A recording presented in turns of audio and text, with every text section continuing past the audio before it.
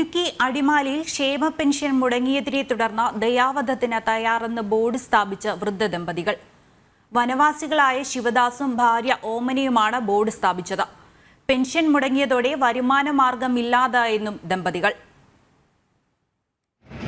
കടയായിട്ടിരിക്കണം, എനിക്ക് കടയ്ക്ക് ഒരു ആനുകൂല്യം ഇതുവരെ ഒന്നും കിട്ടിയിട്ടില്ല.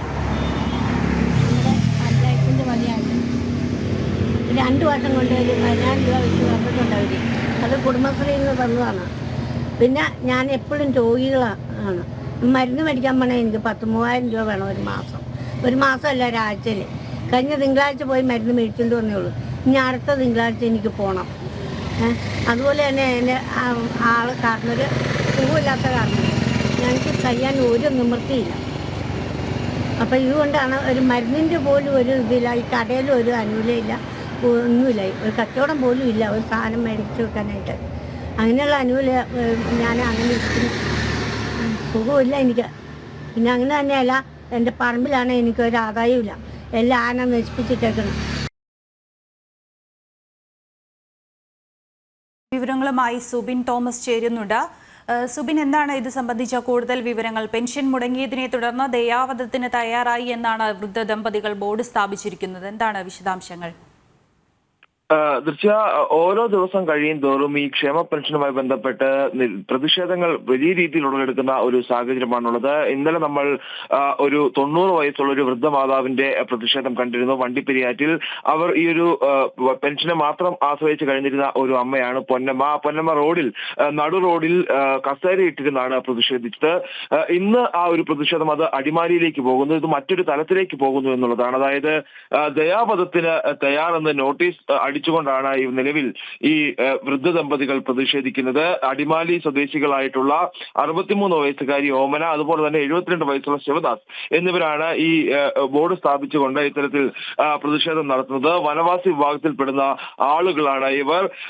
ഇരുവരും രോഗികളാണ്. അതുകൊണ്ട് തന്നെ ഈ ക്ഷേമ പെൻഷൻ ലഭിച്ചിരുന്നത് കൊണ്ട് തന്നെയാണ് അവർ അവരുടെ വരുമാന മാർഗം, ജീവിതമാർഗം അത് തന്നെ ആയിരുന്നു എന്ന് തന്നെ പറയാം. ഒരു ചെറിയ കടയുണ്ടെങ്കിൽ പോലും ആ കടയിൽ ഒരു ജീവിതം മുമ്പോട്ട് കൊണ്ടുപോകാനുള്ള, അല്ലെങ്കിൽ ഓരോ ദിവസം തള്ളി നീക്കാനുള്ള ആ ഒരു കച്ചവടം ലഭിക്കാത്ത ഒരു സാഹചര്യമുണ്ട്. ഈ മാസങ്ങളായി ലഭിക്കേണ്ട പെൻഷൻ മുടങ്ങിയതോടുകൂടി മരുന്ന് പോലും വാങ്ങാൻ കഴിയാത്ത അവസ്ഥയിലാണ് ഈ വൃദ്ധ ദമ്പതികളുള്ളത്.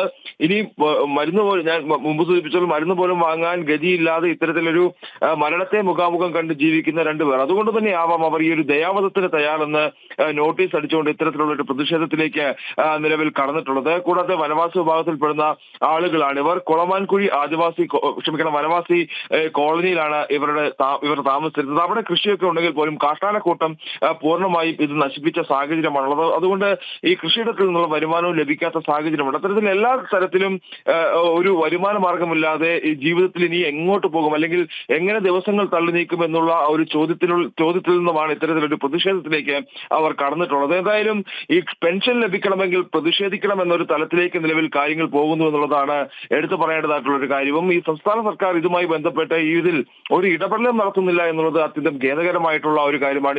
ഇത്തരത്തിൽ വൃദ്ധരായിട്ടുള്ള ആളുകൾ നടുറോഡിൽ ഇറങ്ങി പ്രതിഷേധിക്കുമ്പോഴും അതൊന്നും കണ്ടില്ലെന്ന് നടിച്ച് മറ്റു സമരമുറകളുമായി, അല്ലെങ്കിൽ കേന്ദ്ര സർക്കാരിനെതിരെയുള്ള സമരങ്ങളുമായി മുമ്പോട്ട് പോകുന്ന ഒരു സംസ്ഥാന സർക്കാരാണ് ഉള്ളത് എന്നുള്ളത് അത്യന്തം ഖേദകരമായിട്ടുള്ള ഒരു കാര്യമാണ്. വൃദ്ധരായിട്ടുള്ള ആളുകൾ ഇത്തരത്തിൽ വരും ദിവസങ്ങളിൽ കൂടുതൽ പ്രതിഷേധ സമരങ്ങളുമായി എത്തിയാൽ അത് വിഷയങ്ങൾ കൂടുതൽ സങ്കീർണമാകുന്ന ഒരു സാഹചര്യം ഉണ്ടാക്കും. പ്രധാനമായും 5 മാസത്തിലധികമായി ഈ ഒരു ക്ഷേമ പെൻഷൻ ഈ പറയുന്ന അർഹരായിട്ടുള്ള ആളുകളിലേക്ക് തുടർന്ന് വ്യത്യസ്ത രീതിയിലുള്ള സമരമുറകളിലേക്ക് കടക്കുകയാണ് വിവിധ ഭാഗങ്ങളിൽ നിന്നുള്ളവർ. ഇപ്പോൾ അടിമാലിയിൽ വൃദ്ധ ദമ്പതികൾ ദയാവധത്തിന് തയ്യാറെന്ന ബോർഡാണ് സ്ഥാപിച്ചിരിക്കുന്നത്. വിവരങ്ങൾ നൽകുകയായിരുന്നു സുബിൻ തോമസ്.